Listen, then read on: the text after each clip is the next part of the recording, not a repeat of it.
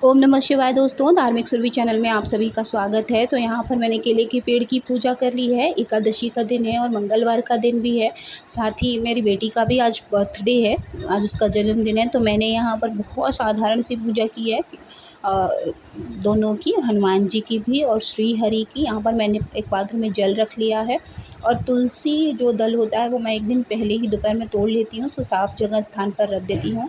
और यहाँ पर एकादशी वाले दिन मेरे पास 2 श्री हरि के स्वरूप हैं। एक जिसमें माता लक्ष्मी उनके चरण को दबा रही हैं और दूसरा माता लक्ष्मी और श्री हरि दोनों हैं। तो सबसे पहले मैंने गणेश जी को स्नान कराकर उनकी पूजा कर ली थी। अगर आपके पास गणेश जी की प्रतिमा नहीं है तो आप पान के पत्ते पर सुपारी रख कर भी उनको गणेश जी के रूप मानकर उनकी पूजा कर सकते हैं। इसके बाद मैंने यहाँ पर श्री हरि और माता लक्ष्मी दोनों के स्नान कराने के बाद उनका श्रृंगार कर दिया था, कलावा के वस्त्र और उन्हें माला मोतियों की पहना दी थी। इसके बाद आप जो भी आज, क्योंकि ज्येष्ठ के महीने में मैंने आपको बताया था कि आप घड़ा, पंखा, छाता, जितनी ठंडी चीज़ें हैं ना, उन चीज़ों का दान करने से बहुत बड़ा पुण्य मिलता है। साथ ही ठंडी चीज़ों का भोग लगाना भी चाहिए। ठंडी चीज़ें अगर आपके घर में कोई आए तो उसको ग्रहण भी करवाना चाहिए, खुद भी ग्रहण करना चाहिए।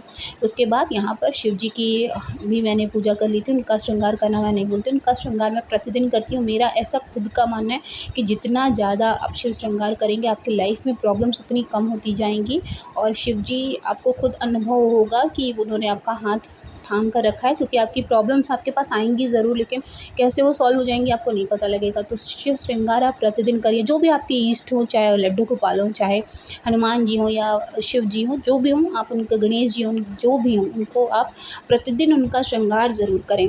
मैं प्रतिदिन की जो भी मेरी पूजा होती है उसमें मैं सबसे पहले गणेश स्तोत्र का पाठ करती हूँ।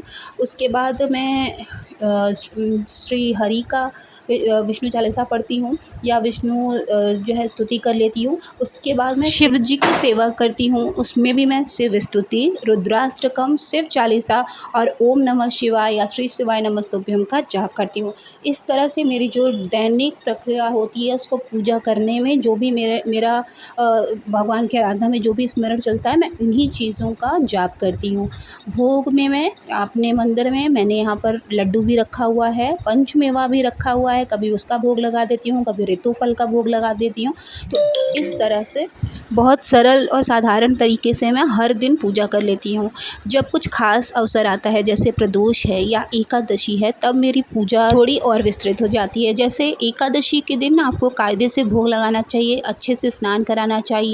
जो भी आप दान निकालते हैं, सिद्धा निकालते हैं, वो आपको ब्राह्मण को देने के लिए निकाल लेना चाहिए। इसके बाद प्रदोष अगर आता है तो उस दिन शिव श्रृंगार या तो आप बेलपत्र के पेड़ के नीचे पार्थिव शिवलिंग का निर्माण करके कर सकते हैं या मंदिर जाकर कर सकते हैं। तो इस तरह से एकादशी, प्रदोष, सोमवार या कोई ख़ास त्यौहार आता है तो इस तरह से मेरी पूजा होती है। और यहाँ आज मेरी बेटी का जन्मदिन था तो वो आई थी मंदिर में भगवान को चरण स्पर्श करने के लिए, तो मैंने उसको टीका लगा दिया, माला पहना दी। और आज क्योंकि बड़ा मंगल भी है और जो है एकादशी बहुत अच्छा दिन है, तो उसने भी पूजा की, चरण स्पर्श किया भगवान को। और घर पर ही मैंने उसके लिए केक भी बना लिया था।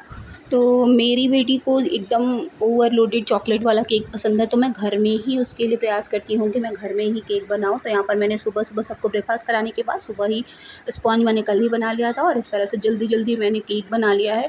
और क्योंकि उसको चॉकलेट वाला पसंद है तो उसमें बहुत ज़्यादा मेहनत नहीं लगती है। सारा इसमें मैं चॉकलेट, इस तरह से चॉकलेट स्टिक मैंने पूरे सर्कल में जो है इसको स्टिक कर दिया था। उसके बाद फिर जो है मैंने ऊपर से पूरी चॉकलेट जितनी भी होती है उसको मैंने ओवरलोडेड कर लिया था।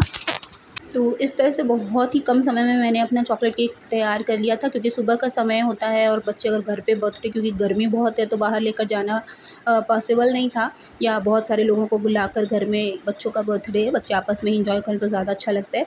तो मैंने घर पर ही इसलिए फटाफट से ये चॉकलेट वाला केक बना लिया था और बहुत कम समय में बहुत ही जल्दी बन जाने वाला ये केक है। ये 1.5 kg का केक है और इस तरह से मैंने इसको फटाफट से डेकोरेट कर लिया है। तो आई होप कि आपके लिए वीडियो बहुत यूज़फुल रही होगी। वीडियो अगर आपको अच्छी लगे तो प्लीज़ चैनल को सब्सक्राइब कीजिएगा, साथ ही वीडियो को लाइक और शेयर करना ना भूलें, ताकि हम आपके लिए हमेशा सही जानकारी के साथ सही पूजा विधि भी लेकर आते रहें और हमारी लाइफ में जो भी चीज़ें हम कुछ नया करते हैं या हम अनुभव करते हैं वो हम आपसे हमेशा साझा करते रहें। मिलेंगे नेक्स्ट वीडियो में, तब तक महादेव की कृपा आप सभी पर बनी रहे। ओम नमः शिवाय, जय माता दी।